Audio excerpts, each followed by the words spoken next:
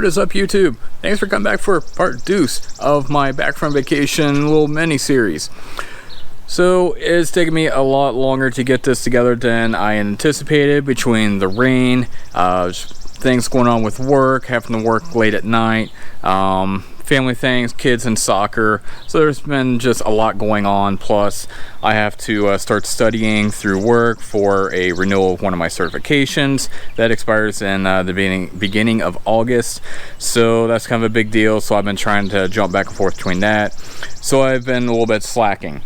Alright, so right now the yard is kind of looking pretty craptastic, at least in my opinion here. So there's some fungus still going on.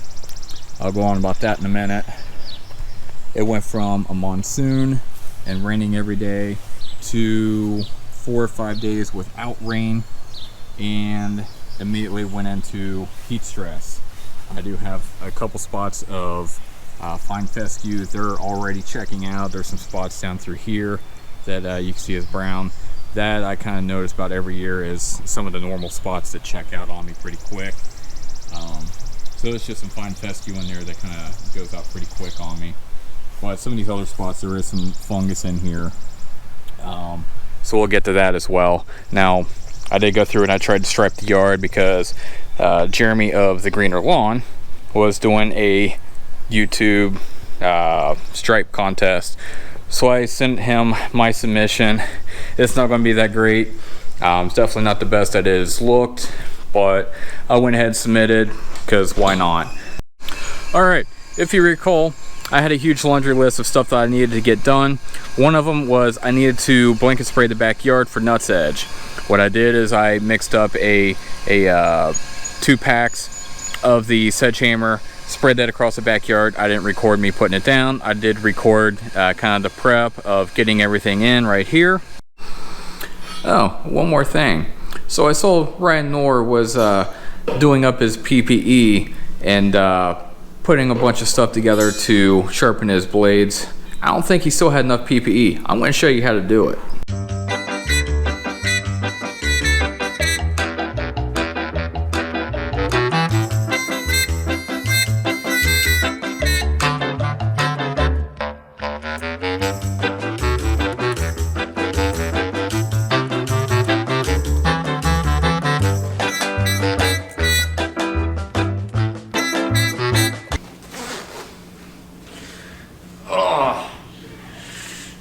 Oh, so tight. Oh. Fat man in a little coat.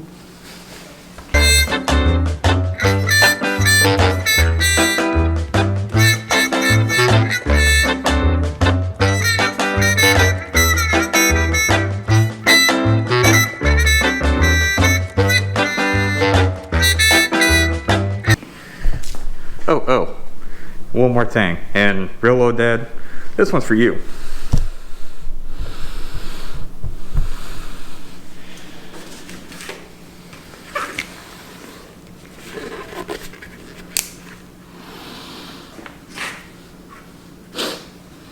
Yeah. Alright. So here's the aftermath of the Sedgehammer being sprayed down. It's been about 2.5 weeks. So there is a few spots that it did not kill. There were some spots out through here. This might have kind of popped up after the fact. There are some spots next to it that was starting to die off. So this might require another blanket application. But for the most part, I had a decent kill on the nutsedge through here. A lot of it was all back through here. You can see some of it along the fence. Ignore the other weeds. I'll have to get to that when I get a little bit more of the seedlings germinating. I don't want to kill those off by spraying herbicides and killing everything in its path. So we have some decent kill here. It is very yellow, kind of turning brown as well at the roots. There you go. So this Sedgehammer does work from the roots on up, which is why it's kind of a slow process seeing it die off, but you are seeing the roots turning brown.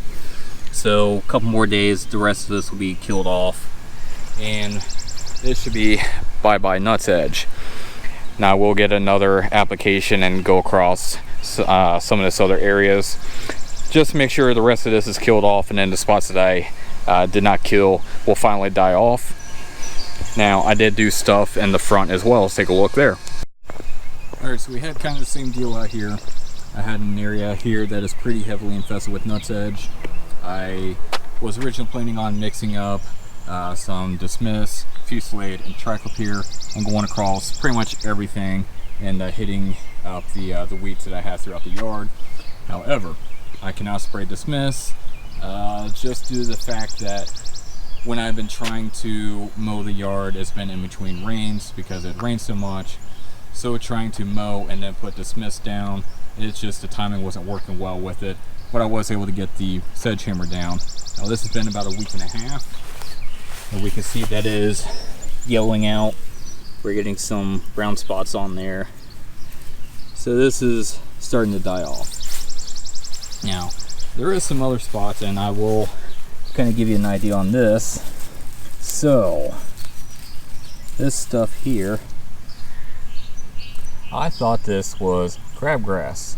I had sprayed it multiple times with Fungicide and Triclopyr, trying to kill this stuff off, and I was getting no effect on it.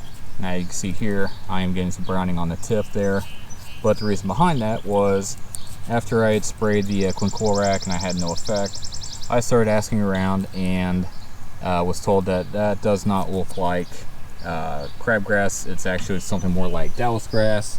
Especially after I showed a picture of what the seed heads look like. I don't have any seed heads right now, but I do recall what they look like. So I showed a picture of it, and they said, nope, that isn't crabgrass. That is actually something along the lines of dallisgrass. I didn't know. That's a rookie mistake. Apparently, easily mistaken. So the easiest way to tell is some of these leaf blades that kind of alternate on the dallisgrass, and the seed heads are a lot bigger on the dallisgrass. They're not quite pea size, not nearly pea size, but a lot bigger than the crabgrass seeds, and so they're a lot thicker. So I made up some Fusilade Triclopyr. I hit that up, and there is some spots through here that I did get a decent first time dinging on. Some browning through there. There's some spots through here that actually went completely brown, like that. So this will require a couple applications, but first time spray, it did pretty good there. Some good kill there. So I will have to go through it a couple times, but a lot of that is starting to die off now. So it's good to know what you actually have in your yard before you spray for it, because otherwise you're just kind of wasting chemicals. Remember that. So now on to the fungus. Now I have a lot of duller spot in the yard from when I was on vacation. The grass got really tall, it got humid, it was wet, and so it was just a breeding ground for fungus to start up. So I bought 4 bags of the Bayer propiconazole. I can show you a bag of that. Alright, so here's what I got. It's the Bayer Advance, Bio Advance, whatever. Fungus control for lawns. Says controls brown patch, duller spot, rust, blah blah blah blah blah. But this is predominantly what I'm going for here, because this is what I have is actual duller spot. Do not go with something that is oxystrobin on duller spot. It'll cause it to spread. This is propiconazole. That is what you want to put on there for duller spot. So what I use there, the propiconazole is what you want to put down for duller spot. Do not, I repeat, do not use azoxystrobin if you have duller spot. It will cause it to spread. There's numerous articles from turf universities, whatever, that have all proven this study, and they all say don't put it down, you'll get duller spot to spread instead of go away. So propiconazole for duller spot. So on the 21st, I went to put that propiconazole down. I bought 4 bags. It's supposed to go down to the rate of 3.5 pounds per 1,000. So I should have used quite a bit into the 4 bags. However, that is what is left of 3 bags after I went over the whole front yard. I think what happened was, so I had some neighbors coming over on the 21st. I would have been last Friday. And I finished mowing. I wanted to get it down because it was supposed to rain the next day. I wanted to get it all watered in.